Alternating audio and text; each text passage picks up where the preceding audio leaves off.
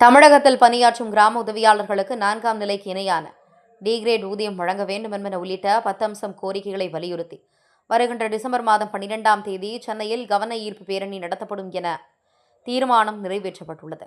தமிழ்நாடு அரசு கிராம உதவியாளர் சங்கத்தின் மாநில செயற்குழு மற்றும் பொதுக்குழு கூட்டம் கள்ளக்குறிச்சி மாவட்டம் உளுந்தூர்பேட்டையில் உள்ள தனியார் திருமண மண்டபத்தில் சங்கத்தின் மாநில தலைவர் பிச்சுக்குட்டி தலைமையில் நடைபெற்றது. இதில் மாநில பொதுச் செயலாளர் முருகன், மாநில பொருளாளர் திருப்பதி, மாநில துணை பொதுச் செயலாளர் சக்கரவர்த்தி உட்பட தமிழகத்தின் பல்வேறு பகுதியிலிருந்து சுமார் 500க்கும் மேற்பட்ட கிராம உதவியாளர்கள் வருகை தந்து கூட்டத்தில் கலந்து கொண்டனர்.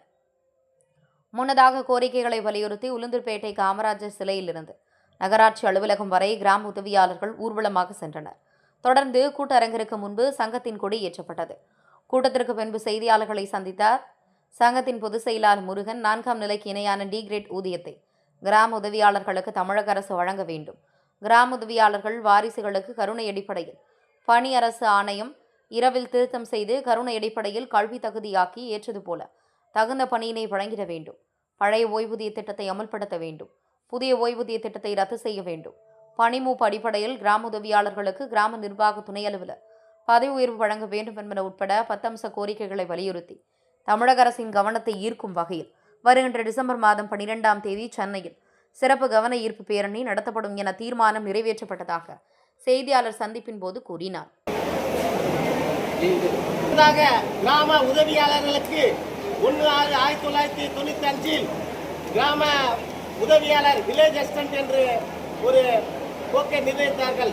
அப்போது 5ஆம் ஆண்டு கல்வி தகுதி, இப்போது கல்வி தகுதி மாற்றப்பட்டது, 10ஆம் வகுப்பு மாற்றப்பட்டது. ஆகையால் கிராம உதவியாளர்களுக்கு டெபுட்டி விஏஓ துணை கிராம நிர்வாக அலுவலர் என்று பதவி வழங்க வேண்டும் என்று மாண்புமிகு தமிழக முதலமைச்சர் அவர்களும் மாண்புமிகு வருவாய் பேரிடர் மேலாண்மை அமைச்சர் அவர்களும் அரசு உயர் அதிகாரிகளிடம் இத்தீர்மானம் உங்களோடு கேட்டுக்கொள்கிறேன்.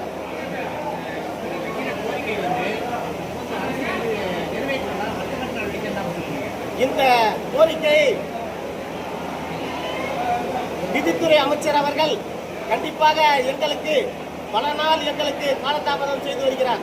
இந்த நிதித்துறையையும் மனிதவள மேம்பாட்டுத்துறையும் கண்டித்து வருகின்ற டிசம்பர் மாதம் 12/12/2025 அன்று ராஜரத்ன ஸ்டேடியத்தில் மாபெரும் கவன ஈர்ப்பு பேரணி, முதலமைச்சரை ஈர்க்கும் வகையில் கவன ஈர்ப்பு பேரணி நடத்துவோம் என்று தமிழ்நாட்டில் உள்ள அனைத்து கிராம உதவியாளர் கூட்டமைப்பு சங்கத்தின் அனைத்து ஒட்டுமொத்த கிராம உதவியாளர்களும் அனைத்தும் ஒருங்கிணைப்பாளர்கள் சேர்ந்து தமிழ்நாட்டில் அனைத்து பேரணி நடத்துவோம் என்பதை இந்த தமிழக அரசுக்கு இந்த நேரத்தில் தெரிவித்துக் கொள்கிறேன். ஆர். முருகன், மாநில பொதுச் செயலாளர், திருச்சி மாநில மையம்.